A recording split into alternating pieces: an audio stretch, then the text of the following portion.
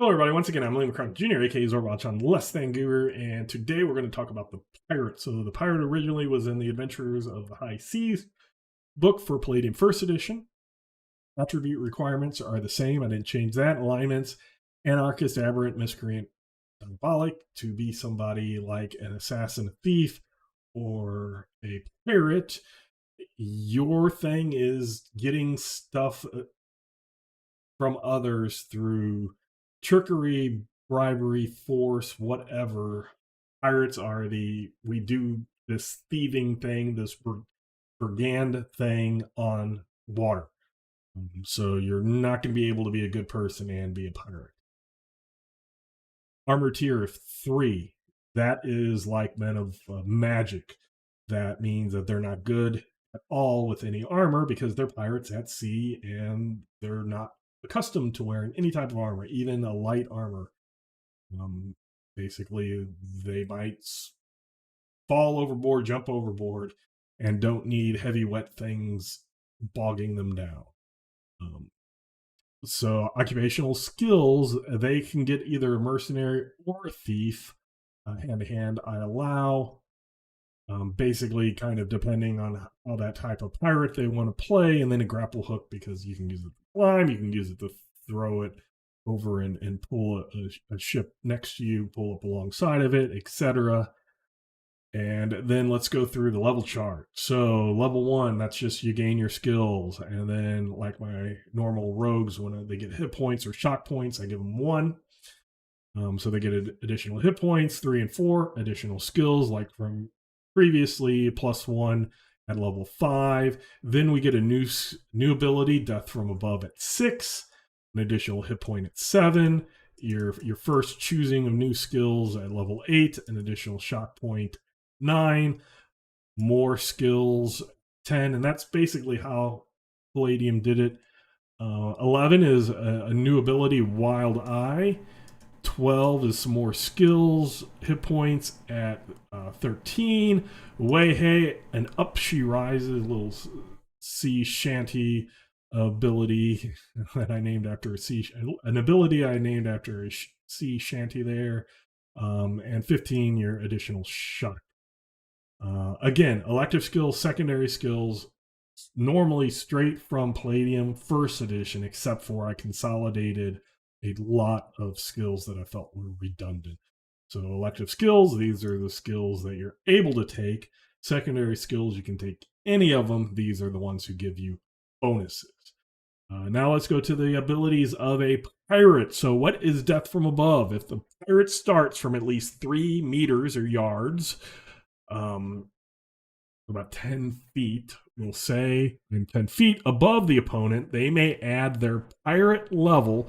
So when I say pirate level, it's so that somebody doesn't say, oh, it says level, and I'm 5th level pirate and a 3rd level mercenary and a 2nd level. So you usually either take the highest or what it applies to.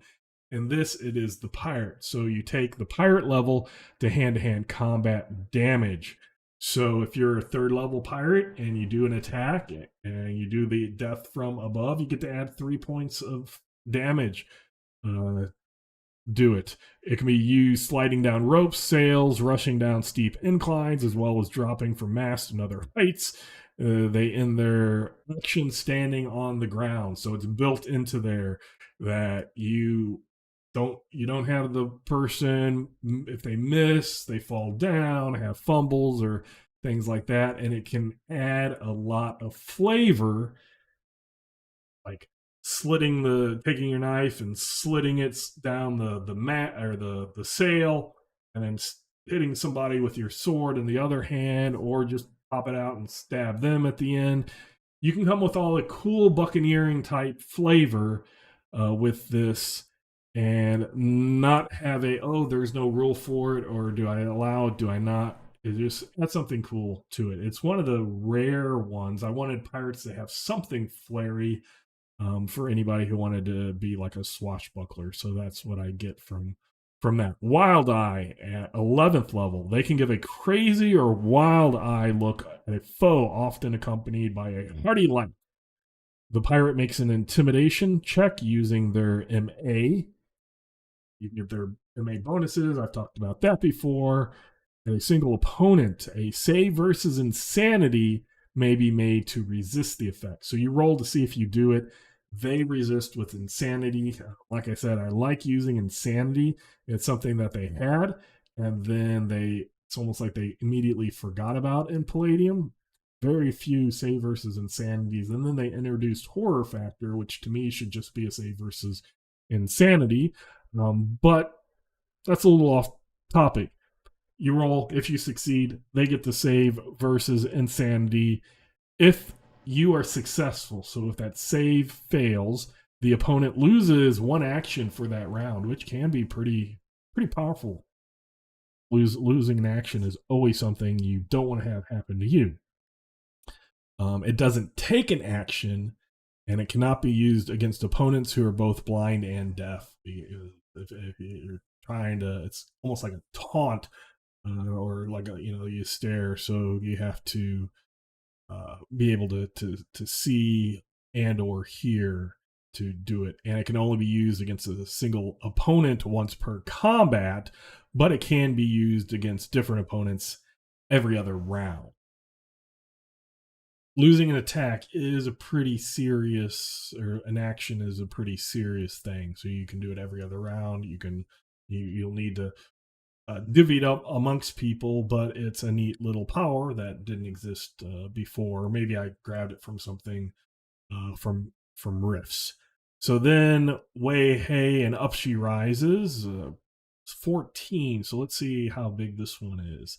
If the pirate is knocked unconscious or killed, they may immediately save versus coma or death. So instead of having to wait until you're healed or after a day passes to see if you start making some coma and death, if successful, they will heal 2d6 hit points, not shot points.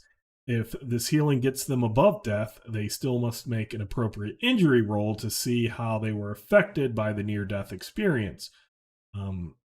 So in my game, even if you don't die, if you go into a coma and are brought out, you get a permanent injury. If you die and are resurrected or brought back, you have a chance of getting a permanent injury and an insanity.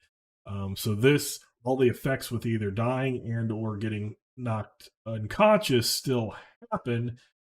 You just are up. You have that 2d6.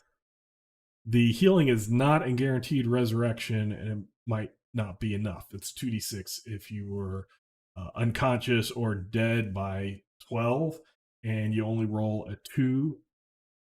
Maybe it gets you from dead to unconscious, but it's a pretty powerful type of ability that might save your bacon. So pirate, been a long time since I actually had looked at pirates. We don't have a lot of water type activities in my games, but there is a river. It'd be more of river and stuff. So that actually is a pretty cool, pretty cool ability, especially as a NPC, a threat. I could see that being used, and people shouting shenanigans until I show them, hey, you could have picked a pirate and had the same thing. So, having said that, once again, I'm Liam Crafton Jr., aka Zorbaton, Less Than Guru, and until next time, I will catch you later.